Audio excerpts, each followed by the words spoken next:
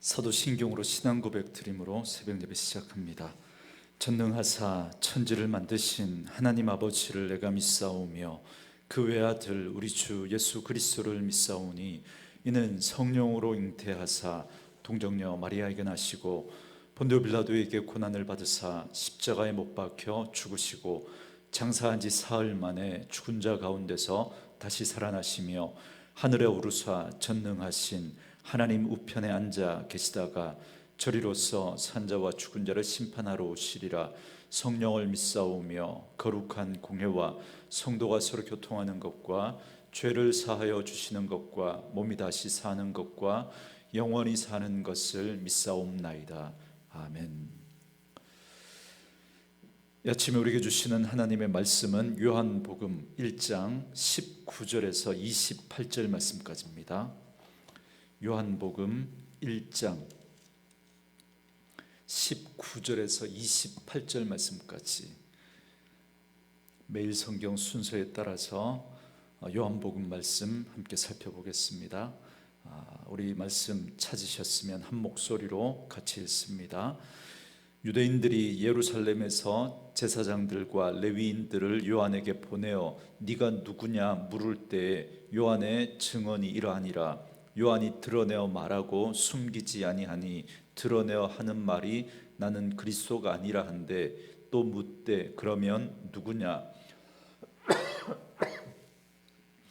네가 엘리야냐 이르되 나는 아니라 또 묻되 네가 그 선지자냐 대답하되 아니라 또 말하되 누구냐 우리를 보낸 이들에게 대답하게 하라. 너는 내게 대하여 무엇이라 하느냐 이르되 나는 선지자 이사야의 말과 같이 주의 길을 곧게 하라고 광야에서 외치는 자의 소리라 하니라. 그들은 바리새인들이 보낸 자라. 또 물어 이르되 네가 만일 그리스도도 아니요 엘리야도 아니요 또 그 선지자도 아닐진데 어찌하여 세례를 베푸느냐. 요한이 대답하되 나는 물로 세례를 베풀거니와 너희 가운데 너희가 알지 못하는 한 사람이 섰으니 곧 내 뒤에 오시는 그이라. 나는 그의 신발끈을 풀기도 감당하지 못하겠노라 하더라. 이 일은 요한이 세례 베풀던 곳 요단강 건너편 베다니에서 일어난 일이니라. 아멘. 오늘은 함께 읽으신 요한복음 1장 19절에서 28절 말씀을 중심으로 빛나는 조연이라는 제목의 말씀으로 잠시 은혜를 나누겠습니다. 요한복음은 흔히 제4복음서다 이렇게 부릅니다. 마태, 마가, 누가복음에 이어서 네 번째 복음서라고 하는 그런 의미도 있지만 이 세 복음서와는 확연하게 차이가 있기 때문에 그렇습니다. 마태, 마가, 누가복음을 우리는 흔히 공감복음이다 그러죠. 그러니까 공통된 관점을 가지고 기록을 했다는 겁니다. 물론 세부적으로 살펴보면 마태, 마가, 누가복음도 상당한 차이가 있기는 하지만 그러나 기본적으로 마태, 마가, 누가복음은 비슷한 내용을 비슷한 구절로 그렇게 기록하고 있는 걸 볼 수 있습니다. 이에 반해서 요한복음은 그 내용이나 표현에 있어서 공감복음과는 확연하게 차이를 보입니다. 그래서 제4복음서다 이렇게 부릅니다. 그런데 요한복음은 무엇보다 다른 복음서와 가장 큰 차이점을 보이는 건 뭐냐면 공감복음은 예수님의 인간적인 면모를 보여주면서 예수님이 하신 일에 초점을 맞추어서 기록을 하고 있습니다. 반면에 요한복음은 예수님이 하나님의 아들 되심, 그러니까 예수님의 신적인 면모를 강조합니다. 그래서 주님이 행하신 일보다는 주님 자체에 초점을 맞추고 있습니다. 그러니까 예수님이 누구이신가, 예수님은 하나님의 아들이시다라고 하는 이 부분에 포커스를 맞추고 기록을 하고 있습니다. 그래서 요한복음은 처음부터 예수님은 어떤 분이신가라고 하는 이 부분에 대해서 선언을 하는 것으로 시작합니다. 그리고 예수님은 스스로도 자신이 누구인지를 직접 제자들에게 밝혀주십니다. 요한복음에 나오는 아주 독특한 표현이 있습니다. 에고 에이미라고 하는 나는 뭐뭐이다 라고 하는 이 표현이 7번 나옵니다. 나는 생명의 떡이다, 나는 세상의 빛이다. 나는 양의 문이다. 나는 선한 목자다. 나는 부활이요 생명이다. 나는 길이요 진리요 생명이다. 나는 참 포도나무이다 라고 하면서 예수님이 누구이신지에 포커스를 맞춰서 말씀해 주고 있습니다. 그러나 공관복음서에서는 가이사랴 빌립보에서 베드로의 고백 이후에 비로소 예수님이 자신이 누구인지에 대해서 잠깐 언급하는 그 부분만 나오죠. 이처럼 요한복음은 예수님 자체에 더 많은 관심을 두고 예수님이 어떤 분이신지 그분의 신적인 면모에 초점을 맞추고 있습니다. 그래서 상당히 영적이고 신학적인 어떤 그런 해석들이 이 요한복음에 많이 나옵니다. 그래서 요한복음은 예수님이 이미 태초부터 하나님과 함께 계신 말씀이며 또한 참 빛으로 이 땅에 오신 하나님의 독생자다라는 사실을 선언함으로 오늘 이 요한복음을 시작합니다. 그런데 이제 이 선언이 사실이라는 사실을 분명하게 증언하기 위해서 증언자가 필요합니다. 예수님 당시에 어떤 사실을 증언할 때 이게 반드시 사실이라는 걸 입증하려면 증인이 2사람 이상 필요합니다. 그래서 오늘 요한복음도 그 증언이 사실이라는 것을 분명히 하기 위해서 2 증인을 세우는데 한 증인은 세례 요한이고 또 한 증인은 제자들입니다. 그래서 오늘 우리가 읽은 1장 19절부터 마지막 51절까지가 바로 이 증인들의 증언을 기록하고 있는 것입니다.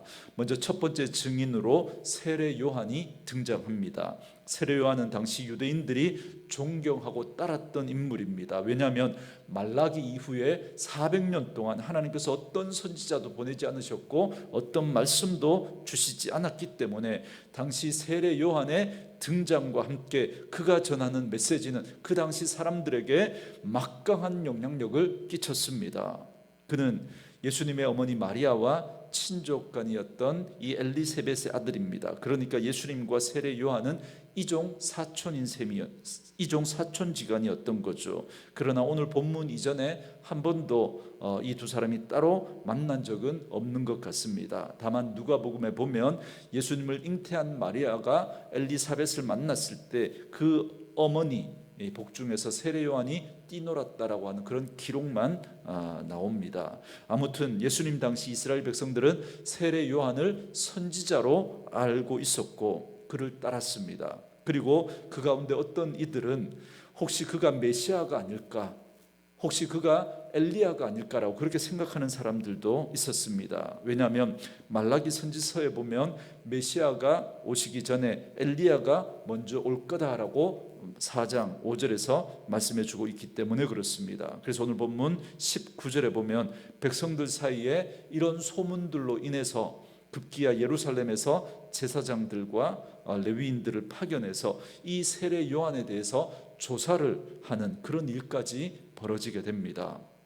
19절 말씀해 보면 그들은 세례 요한을 향해서 네가 누구냐라고 묻습니다. 여기에 대해서 요한은 나는 그리스도가 아니다라고 숨기지 않고 드러내서 대답합니다. 사람들의 소문과는 달리 자신은 그리스도가 아니라는 사실을 세례 요한은 분명히 밝히고 있는 거죠. 그러자 그들은 그럼 네가 엘리야냐 이렇게 묻습니다. 그러니까 사람들은 요한을 엘리야로 그렇게 생각하고 있었던 거죠. 이 질문에 대해서도 역시나 세례 요한은 아니다라고 분명히 대답을 합니다. 여기서 우리가 한 가지 꼭 짚고 넘어가야 할 게 있는데, 여러분 마태복음 11장에 보면 예수님은 세례 요한을 가리켜서 엘리야다 그렇게 말씀을 하셨거든요. 그러니까 말라기의 예언대로 그리스도가 오시기 전에 엘리야가 온 겁니다. 그가 바로 세례 요한입니다. 그러나 실제로 엘리야가 다시 환생을 했다, 여러분 그렇게 생각하시면 안 됩니다. 엘리야의 역할로 세례 요한이 왔다는 거지, 실제로 불병거를 타고 올라갔던 그 엘리야가 다시 환생했다 그렇게 오해하시면 안 됩니다.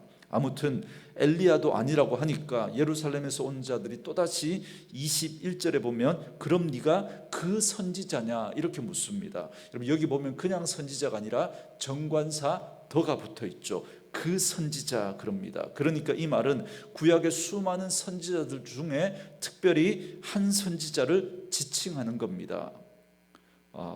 그 선지자는 누구를 가리킬까요? 그렇다면 그들이 지칭했던 그 선지자는 여러분 신명기 18장 15절에 나오는 마지막 때 올 모세와 같은 선지자를 말합니다. 여러분 신명기 18장 15절 말씀해 보면 네 하나님 여호와께서 너희 가운데 네 형제 중에서 너를 위하여 나와 같은 선지자 하나를 일으키시리니 너희는 그의 말을 들을지니라 이렇게 말씀하고 있습니다. 그 당시 유대인들은 이 말씀에 근거해서 모세와 같은 그 선지자가 나타나서 당시 로마의 압제하에 있던 자신들을 구원해 줄 것이라고 그렇게 믿었던 겁니다. 이 말씀도 역시 메시아로 오실 예수님을 그렇게 예언하고 있는 말씀입니다. 세례 요한은 자신은 그 선지자도 아니다라고 대답을 합니다. 그러자 22절에 보면 답답한 그들이 그러면 도대체 너는 누구냐? 우리가 예루살렘에 가서 뭐라고 보고해야 하느냐라고 하면서 세례 요한에게 또 묻습니다. 그러자 세례 요한은 기다렸다는 듯이 자신이 누구인지에 대해서 말합니다. 23절 말씀에 이르되 나는 선지자 이사야의 말과 같이 주의 길을 곧게 하라고 광야에서 외치는 자의 소리라 하니라 그럽니다. 여러분 이사야 40장 3절 말씀에 보면 말하는 자의 소리여 이르되 광야에서 여호와의 길을 예비하라 그랬습니다. 그러니까 세례 요한은 자신은 그저 말하는 소리일 뿐이다 그렇게 말하고 있습니다. 여러분 근데 너무 재밌는 건 여러분 소리는 한번 공기를 이렇게 울렸다가 그렇게 소리를 내고는 사라져버리는 존재죠. 반면에 예수님은 누구입니까? 예수님은 그분은 말씀이십니다. 그러니까 말씀은 본질이고 소리는 그 본질인 말씀을 드러내는 도구에 불과한 거죠. 여러분 세례 요한은 자신의 정체성을 분명히 알고 있었던 겁니다. 그리고 그 자신의 정체성과 함께 자신은 그 예수님을 드러내는 그런 사명을 가지고 있다라고 하는 이 사실을 분명히 알았죠. 그러니까 세례 요한은 자신의 정체성과 사명을 정확하게 인식하고 있었던 거죠. 그는 소리로서 말씀인 예수님을 드러내고 증거하는 역할, 그 사명을 가지고 있었다라는 걸 정확하게 알고 있었습니다. 그래서 그런 사람들에게 자신이 전하는 그 소리의 본질이신 그 예수님을 맞이할 수 있도록 그들을 준비시키는 역할을 했던 겁니다. 이것이 세례 요한의 역할이고 사명이었던 거죠. 그러자 그들 가운데 바리새인들이 보낸 자들이 또 묻습니다. 이번에는 세례 요한의 권위에 대한 질문을 합니다. 25절 말씀에 또 물어 이르되 네가 만일 그리스도도 아니요 엘리야도 아니요 그 선지자도 아닐진데 어찌하여 세례를 베푸느냐 그럽니다. 쉽게 말해서 그러면 네가 뭔데 그렇게 세례를 베푸느냐 이 말인 거죠. 그러니까 네가 무슨 권위가 있어서 함부로 세례를 주느냐는 거예요. 그들은 지금 세례 요한의 권위와 자격에 대해서 문제를 제기하고 있는 겁니다. 이에 대해서 세례 요한은 이렇게 대답합니다. 26절과 27절 말씀에 요한이 대답하되 나는 물로 세례를 베풀거니와 너희 가운데 너희가 알지 못하는 한 사람이 섰으니 곧 내 뒤에 오시는 그이라 나는 그의 신발끈을 풀기도 감당하지 못하겠노라 그럽니다. 이게 무슨 말이죠? 그들은 지금 세례 요한이 베푸는 그 세례에 대해서 네가 무슨 권위로 그렇게 하느냐라고 하면서 문제를 제기했지만 세례 요한은 내가 주는 이 세례는 아무런 권위도 아무런 능력도 없는 것이다 그렇게 대답을 하고 있는 겁니다. 그러니 아무 문제 삼을 게 없다는 겁니다. 그렇지만 자기 뒤에 오실 분이 계신데 자신은 그분에 비하면 아무것도 아니고 자신은 그분의 신발끈을 풀 그런 종도 되지 못한다 그렇게 말합니다. 이렇게 세례 요한은 자신과 예수님을 비교하면서 자신의 세례는 아무것도 아니고 주님이 주시는 그 세례는 정말 크고 중요한 것이다 말씀하고 있습니다. 그리고 특별히 26절에 보면 세례 요한은 예수님을 이렇게 소개합니다. 너희 가운데 너희가 알지 못하는 한 사람이 섰으니 그럽니다. 이게 무슨 말이냐면 참된 세례를 주실 분, 그러니까 우리의 죄를 사하고 하나님의 백성으로 삼아 주실 그분이 이미 너희 가운데 있다 이 말을 하고 있는 겁니다. 예수님이 이미 와 계신 거죠. 그런데 아직 그분의 때가 아니기 때문에 드러나지 않고 알려지지 않았을 뿐이다라고 그렇게 말씀하고 있는 겁니다. 우리는 이 오늘 본문을 통해서 이 세례 요한의 모습을 보면서 두 가지 중요한 사실을 깨닫게 됩니다. 그것은 바로 우리의 정체성과 우리의 사명입니다. 세례 요한은 자신을 광야에 외치는 소리라고 그렇게 이야기합니다. 그는 입술의 소리뿐만 아니라 자신의 모든 삶이 마치 한 번 공기를 진동하고 소리를 내고는 사라지는 것처럼 그렇게 세상 가운데 자신의 사명을 다하고 그렇게 사라지는 삶을 살았습니다. 그리고 그 소리는 다른 것이 아니라 그 소리의 본질이신 말씀이 육신이 되어 우리 가운데 오신 그 예수님을 드러내고 증거하는 것이었습니다. 그는 자신을 통해서 그 예수님만 드러날 수 있다면 그것으로 좋겠습니다. 자신의 이름을 남기려고, 자신의 어떤 업적을 남기려고 그는 어떠한 것도 하지 않습니다. 오직 예수님만 드러내고 자신은 소리처럼 사라집니다. 그런데 오늘 우리는 어떻습니까? 여러분은 자신이 누구라고 생각하십니까? 나를 표현할 말이 많으면 많을수록 어쩌면 나중에 우리가 그리스도 앞에 섰을 때 그분 앞에서 말할 수 있는 나는 작아질 겁니다.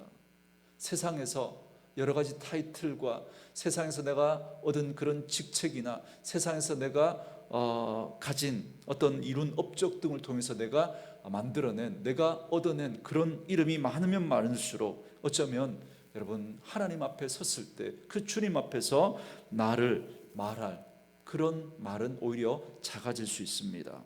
여러분들이 아무리 대단한 타이틀과 대단한 업적과 또 대단한 직책을 가지고 그런 이름을 얻었다고 할지라도 여러분 그걸 가지고 우리가 나중에 주님 앞에서 그걸 자랑할 수 있겠습니까? 우리는 단지 그리스도를 증거하기 위해서 세상에 남겨진 자들입니다. 그리고 그것보다 존귀하고 위대한 일은 세상에 없습니다. 그래서 우리는 그리스도의 증인이라고 하는 여러분 이 이름만으로도 여러분 충분한 거예요. 정말 그 이름의 그 역할만 다 우리가 잘 감당할 수 있다면 여러분 그것만큼 영광스러운 게 어디 있겠습니까? 그러므로 말씀으로 이 하루를 시작하는 저와 여러분들은 오늘 이 세례 요한처럼 우리의 신분과 우리의 사명을 분명히 깨닫고 우리의 삶이 그 주님을 드러내고 그 주님을 증거하는 삶이 될 수 있었으면 좋겠습니다. 저는 저와 여러분들이 그런 분들 되어줄 수 있기를 주님의 이름으로 축원합니다. 오늘 주신 말씀 묵상하시면서 이 찬양 함께 들으시고 기도하는 시간 갖겠습니다.